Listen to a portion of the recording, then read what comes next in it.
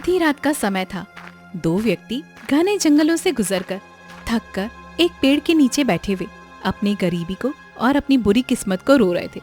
तभी आसमान से उड़ता हुआ एक बड़ा सा बाज उन दोनों के सामने आता है, जो बहुत ही विशाल था।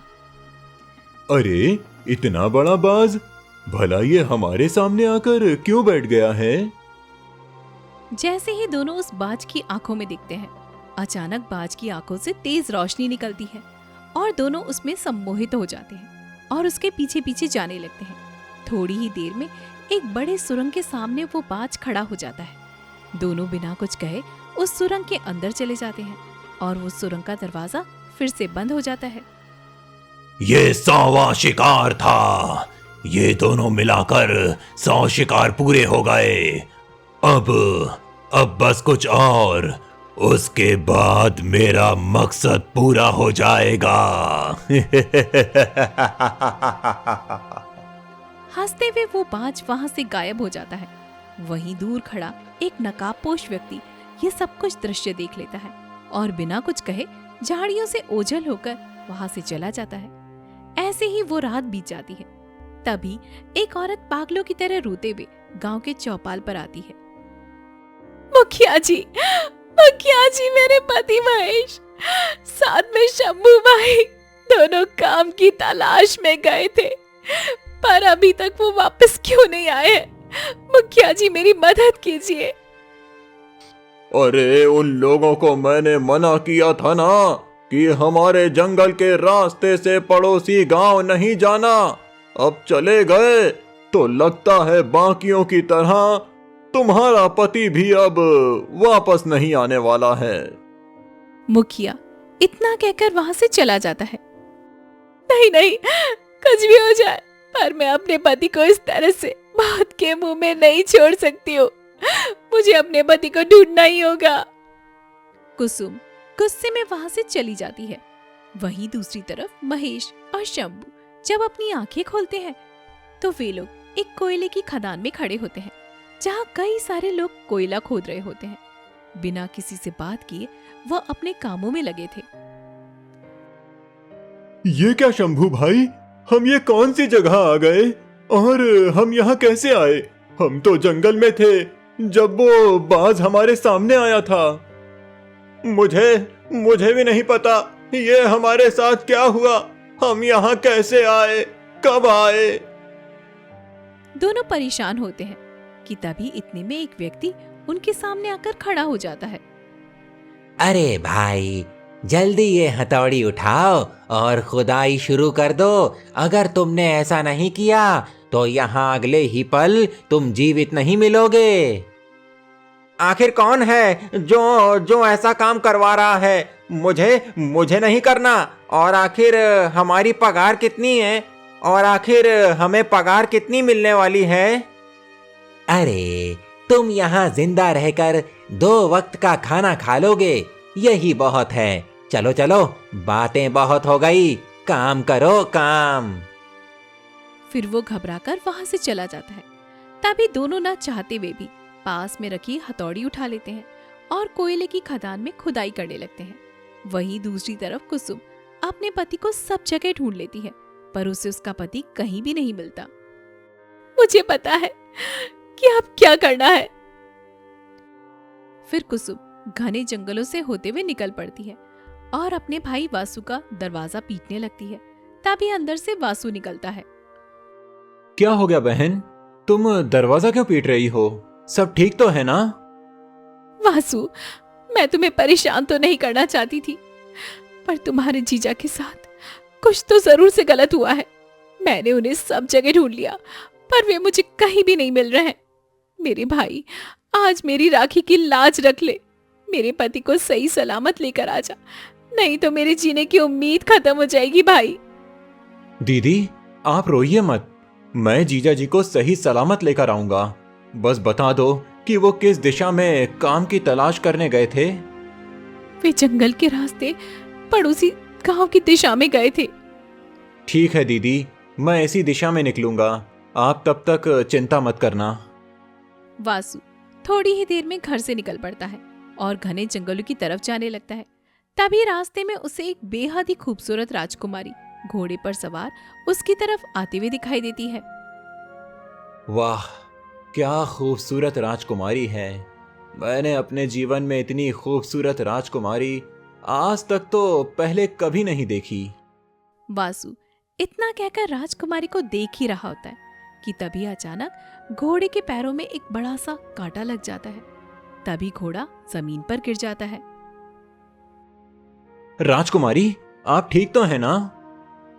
पता नहीं क्या हो गया था, लगता है घोड़े के पैरों में कुछ चुभ गया होगा। राजकुमारी, आप यहाँ आराम करिए, मैं आपके लिए कुछ जड़ी बूटी ले आता हूँ, क्योंकि आपके पैरों में भी जख्म हो गया है। वासु तुरंत जाकर कुछ पत्तियां लाता है और राजकुमारी चंद्रिका के जख्मों पर लगा देता है। तभी राजकुमारी उसे देखते ही रहस्यमयी तरीके से मुस्कुराने लगती है। मुझे अब वही करना होगा जिसके लिए मुझे यहाँ पर भेजा गया है। आप कहाँ की रहने वाली हैं राजकुमारी? बताइए, मैं आपको आपके राज्य तक छोड़ दूंगा। हाँ, तुम भी मेरे साथ चलो। आगे का रास्ता बहुत ज्यादा खतरनाक है और मुझे अकेले डर लग रहा है। ठीक है, चलिए चलते हैं। वासु राजकुमारी चंद्रिका के पीछे पीछे निकल पड़ता है। कुछ देर चलने के बाद अचानक वे दोनों उसी रहस्यमयी सुरंग के सामने आकर खड़े हो जाते हैं। तभी आसमान से वही भयानक बाज उड़ता हुआ वहां पर आता है और राजकुमारी चंद्रिका के कंधे पर बैठ जाता है। ये क्या हो रहा है? तभी अचानक उस बाज की आंखों से तेज रोशनी निकलती है और वासु सम्मोहित होकर अपने आप उस गुफा के अंदर चला जाता है। तभी दोनों जोर जोर से हंसने लगते हैं और ऐसे ही वो रात भी बीत जाती है। अगली सुबह होते ही तालाब के किनारे दिव्या उसका इंतजार कर रही होती है। ये क्या, पूरी रात बीत गई। वासु ने शाम को ही मुझसे मिलने आने को कहा था, पर अभी तक वो क्यों नहीं आया? लगता है मुझे जाकर उससे एक बार मिलना चाहिए। फिर दिव्या परेशान होकर वासु के घर जाती है और उसका दरवाजा पीटने लगती है, पर अंदर से कोई भी बाहर नहीं आता। आखिर ये वासु कहाँ गया? वो अपना घर छोड़कर तो कभी कहीं पर भी नहीं जाता और यहाँ पर ताला भी नहीं लगाया। कहाँ चला गया वो? दिव्या बगल वाले घर का दरवाजा पीटती है तो अंदर से विमला बाहर आती है। क्या हो गया दिव्या, तुम मेरा दरवाजा इस तरह से क्यों पीट रही हो? विमला चाची, आपके पड़ोस में वो जो वासु रहता है, आखिर वो कहाँ गया? उसके घर में कोई भी नहीं है और दरवाजा भी खुला हुआ है। अरे, कल शाम को मैंने उसकी बहन कुसुम को उसके घर पर आते हुए देखा था। पता नहीं उसकी बहन ने उससे क्या कहा कि वो घबराया हुआ उसके पीछे पीछे निकल गया बस। अब मैं क्या करूंगी? उसे कहाँ ढूंढूं? तुम यहाँ से सीधे घने जंगलों के बीच चली जाओ। वहां पर एक ज्ञानी बाबा रहते हैं, तुम्हें उनके पास जाना चाहिए। संसार के हर प्रश्न का जवाब उनके पास में होता है। फिर विमला घर के अंदर चली जाती है। अगर मुझे मेरे प्रेमी को सही सलामत वापस पाने के लिए पहाड़ी हिस्से में क्या नरक में भी जाना पड़े तो मैं जरूर से जाऊंगी। मैं अपने प्रेमी को लेकर ही लौटूंगी। दिव्या जंगलों से होते हुए आगे बढ़ने लगती है। तभी रास्ते में उसके सामने एक बूढ़ी औरत आकर खड़ी हो जाती है। बेटी, वापस लौट जाओ। तुम जिस रास्ते पर जा रही हो वहां से कभी भी कोई लौट कर नहीं आ सकता। नहीं अम्मा, मुझे जाना ही होगा। इसके लिए मुझे चाहे जो भी खतरा उठाना पड़े, मैं अब पीछे नहीं हटूंगी। चलो ठीक है, जाना चाहती हो तो जाओ, पर रुक जाओ, मैं तुम्हें एक चीज देती हूँ। बूढ़ी औरत अपने थैले से एक रक्षा सूत्र निकालती है और दिव्या के हाथ पे बांध देती है। इसे हमेशा अपने पास रखना, ये तुम्हें हर मुसीबत से बचाएगा, सही जगह ले जाएगा और तुम सही सलामत वापस आ जाओगी। इतना कहते ही बूढ़ी औरत की आंखों से आंसू छलक आते हैं। क्या हो गया अम्मा, आपकी आंखों में आंसू क्यों आ गए? क्या आप मुझसे कुछ छुपा रही हैं? मेरा बेटा भी इसी जंगल की तरफ आगे गया था। आज उसे 8 वर्ष हो गए हैं। वो कभी भी वापस नहीं आया। तब से मैंने सोचा था कि मैं किसी भी राहगीर को यहाँ से आगे नहीं जाने दूंगी, लेकिन आज तुम जाने की जिद कर रही हो तो जाओ बेटी, पर अपना ध्यान रखना। वो बूढ़ी औरत रोते हुए जंगल की तरफ चली जाती है और दिव्या हिम्मत करके पहाड़ की ओर आगे बढ़ने लगती है। अम्मा के साथ जरूर कुछ तो बहुत गलत हुआ है, लेकिन कोई बात नहीं, मैं आखिर सभी लोगों का पता करके ही रहूंगी, चाहे मुझे इसके लिए जो भी करना पड़े। फिर दिव्या आगे बढ़ जाती है। वहीं दूर खड़ा नकाबपोश व्यक्ति उसे देख लेता है और वो भागते हुए सीधे राजमहल आ जाता है। महाराज, एक लड़की घने जंगल में सच का पता करने गई है। अगर उसे सारा सच पता चल गया तो वो हमारे इतने वर्षों के किए गए सभी कार्यों पर पानी फेर देगी। तुम उसकी फिक्र मत करो, मैंने सारा इंतजाम कर लिया है। वो जंगल जाएगी तो सही, पर हमारा राज कभी किसी के सामने नहीं ला पाएगी। उसने क्या सोचा कि वो एक मामूली सी लड़की होकर हमारा इतना वर्षों पुराना राज सबके सामने ला सकती है? कभी नहीं। दोनों बातें करने लगते हैं। दूसरी तरफ दिव्या आगे बढ़ती है। उसे बहुत जोरों की प्यास लगी होती है।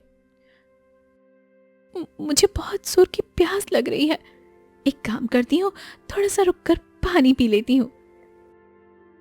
दिव्या पानी की तलाश में एक तालाब के पास जाती है।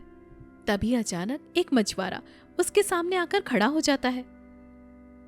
लगता है तुम्हें जोर से प्यास लगी है बेटी। हाँ काका, मुझे पीने का पानी दे दीजिए, क्योंकि ये तालाब तो बहुत गंदा लग रहा है। इसका पानी पीने के लायक नहीं है।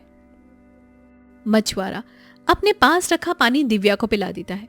पानी पीते ही अचानक दिव्या की आंखें भारी होने लगती हैं और वो वहीं पर बेहोश होकर गिर पड़ती है। चलो, मैंने ये कार्य पूरा तो कर ही लिया। वो मछुआरा दिव्या को उठाकर वहां से चला जाता है। जब दिव्या की आंखें खुलती हैं, तो वो खुद को एक बड़े से भव्य राजमहल में पाती है। ये क्या? मैं तो घने जंगलों में गई थी, फिर मैं अचानक इस राजमहल में कैसे आ गई? कौन है? सामने आओ, कौन है? तभी राजा काशी हंसते हुए दिव्या के सामने आ जाते हैं।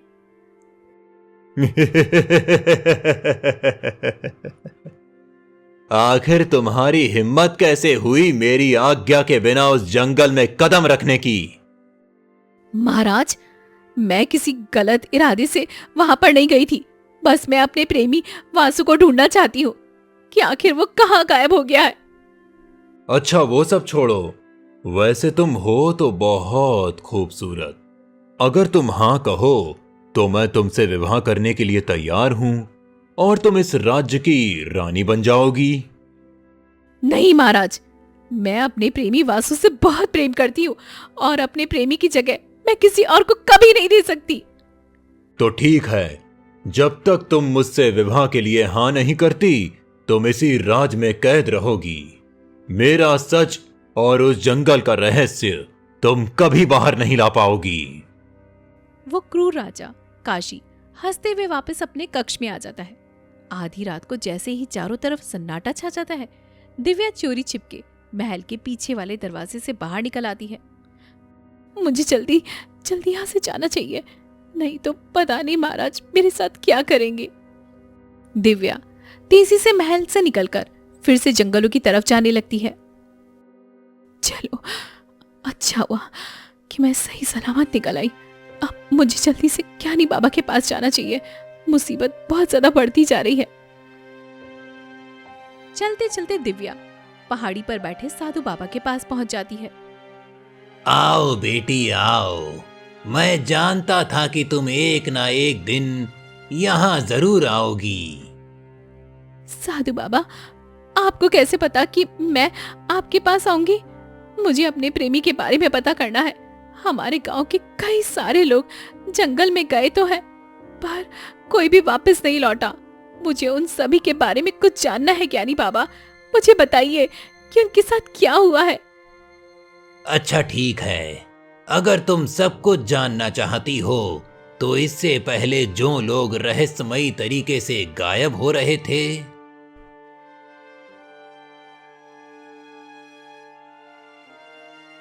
सुबह का वक्त है। भीषणगढ़ राज्य में पहले राजा अशोक का राज था, लेकिन अब वो इस दुनिया में नहीं रहे। इस वजह से उनकी रानी अकेले ही अपने दोनों बच्चों यानी राजकुमारी चंद्रिका और राजकुमार कुबेर की परवरिश कर रही थी। वहीं महल में एक खुफिया कक्ष के अंदर सेनापति काशी परेशान अवस्था में खड़े थे। बस बहुत हो गया, महाराज तो अब इस दुनिया में नहीं रहे और महारानी नीलांबती के पास इतना हुनर नहीं है जो इस राज्य को चला सकें। वैसे भी रानी नीलांबती मेरी बहादुरी और रूप पर मोहित हैं ही, तो क्यों ना मैं अपने शैतानी दिमाग से कुछ ऐसा करूं कि मैं इस राज्य का राजा बन जाऊं। हाँ, मैं बिल्कुल सही सोच रहा हूं, बिल्कुल सही। इतना कहकर काशी बनावटी चिंता में रानी नील आमंती के पास जाकर खड़े हो जाते हैं।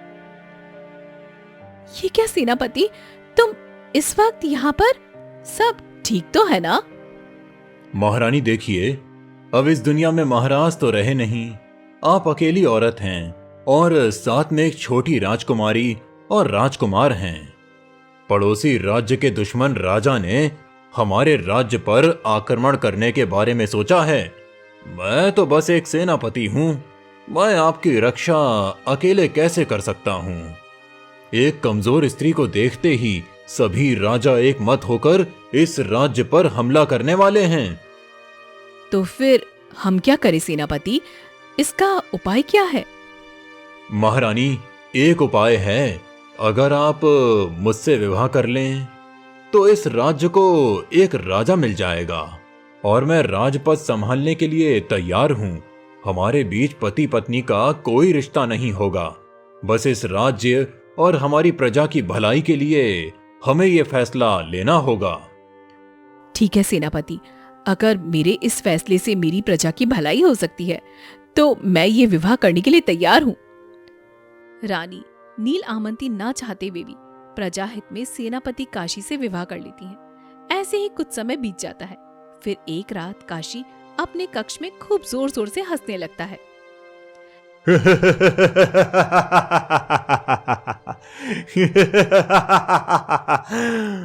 वर्षों पहले मैंने जो षड्यंत्र रचा था, आज वो कामयाब हो रहा है।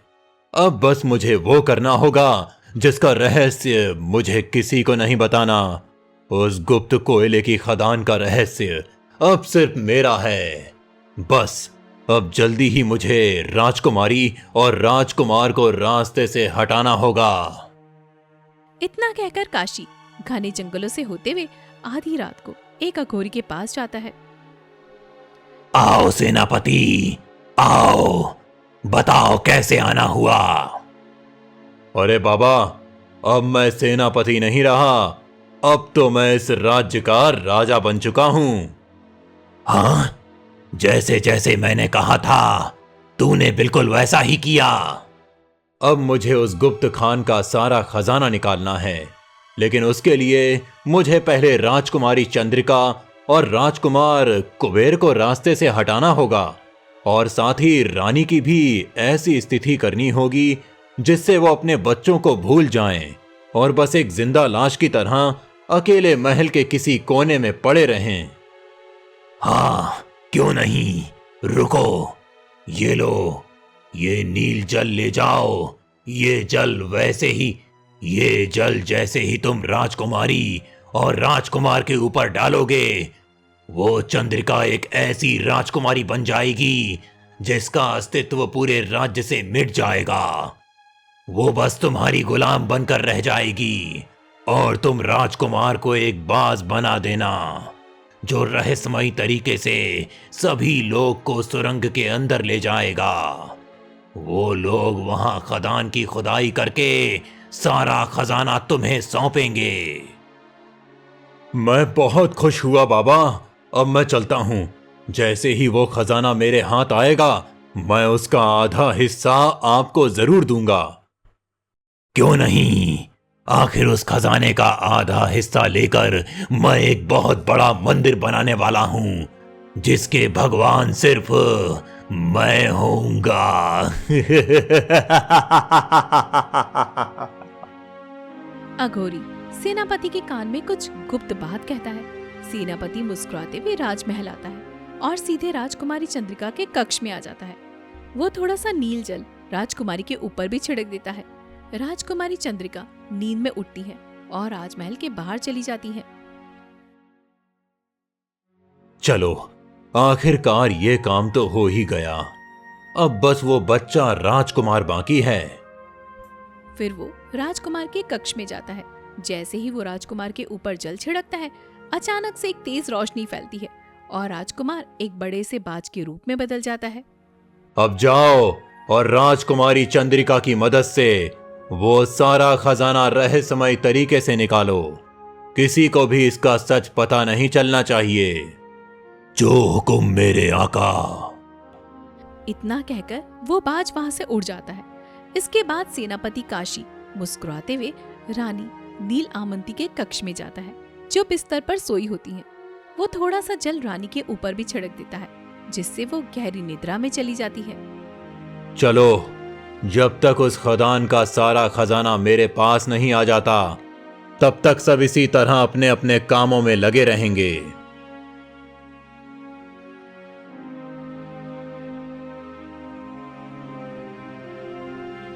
बेटी, तब से वो दुष्ट सेनापति इसी रहस्यमयी तरीके से राजकुमारी और उस बाज की मदद से लोगों को गायब करके खदान के कामों में लगा रहा है, ताकि खजाना निकाल सके।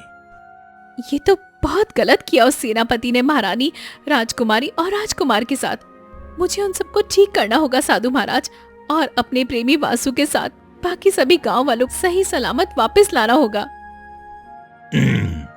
इसके लिए तुम्हें राजा काशी के महल में जाना होगा।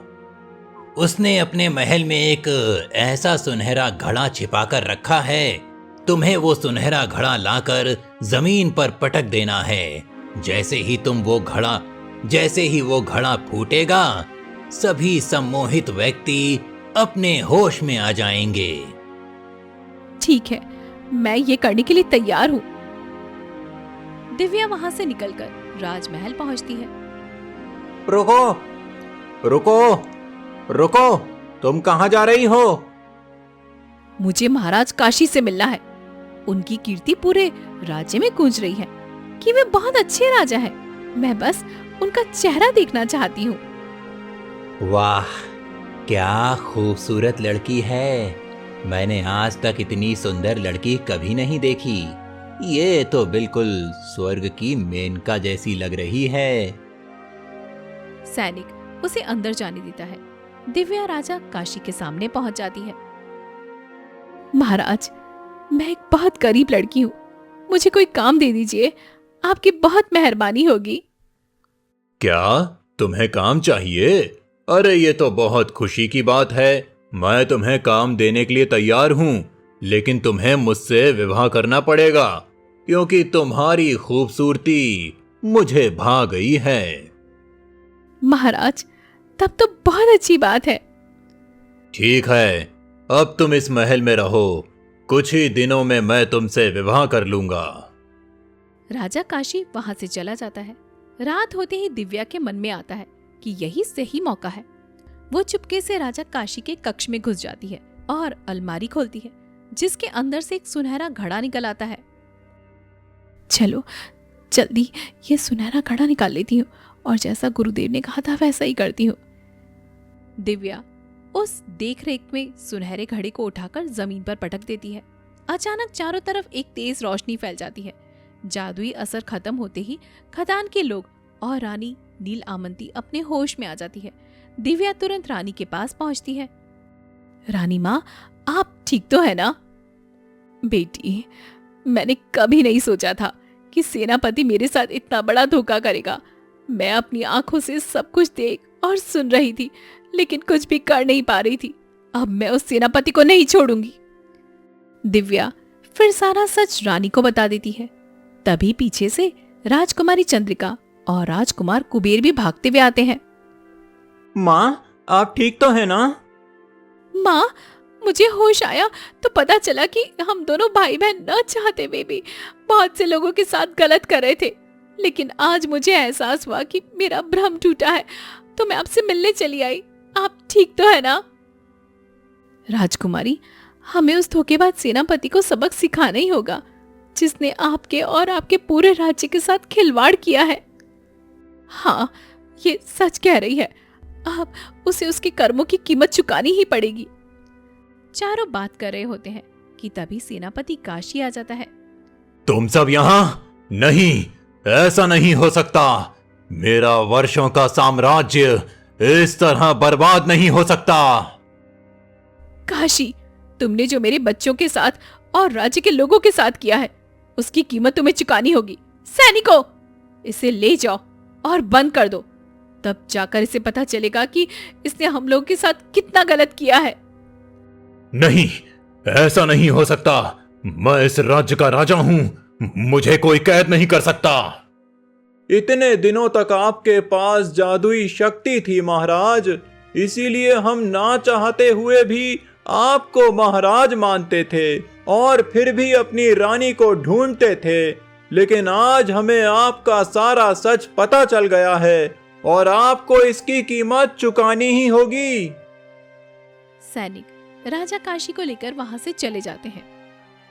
बेटी दिव्या, तुमने बहुत अच्छा कार्य किया है। बताओ, तुम्हें क्या इनाम चाहिए? मैं तुम्हें वो इनाम देने के लिए तैयार हूँ।